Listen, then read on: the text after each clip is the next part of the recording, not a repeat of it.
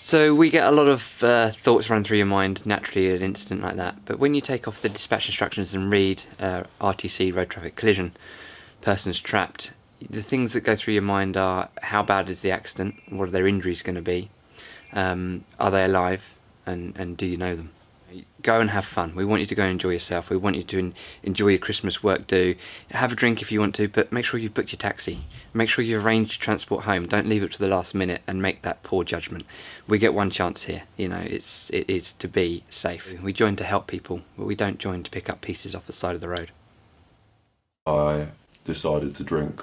I got distracted. By the time I looked forward, I was on the stop line, and it was too late to react, and I collided with two teenagers, and they went over the windscreen, and I was breathalyzed on scene and taken back to the station. It was at that point I was told that it was causing death by dangerous driving. Biggest thing of all is living with the cost of lives, innocent lives, and the guilt of thinking about there's two families out there that are suffering, and it's all because of my actions and my decisions to drive that night. It's something that I will have to live with for the rest of my life, and the prison sentence, that's not the problem. Whether I deserve to be happy again or living with that guilt, and that's the worst part of it. And it all could have been avoided.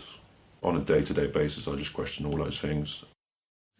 So my name's Chris Atfield, and I'm a paramedic with the South East Coast Ambulance Service. Yeah, so obviously as an ambulance man I attend a lot of road traffic collisions, but obviously the ones due at Christmas when they're drunk, despite the campaigns, they affect us more. You know, we don't know this person, but we're all doing our best for them, especially with the unfortunate ones that become fatals.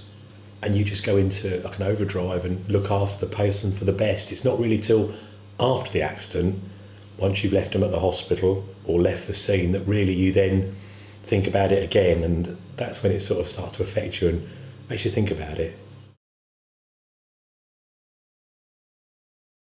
You get an initial call, and generally if it's a road traffic collision, sadly that's a very frequent call for us. We would attend a road traffic crash and everybody involved would be breathalyzed, and if there's any suspicion of any other influence of substances, so drugs, then they would be tested for that as well.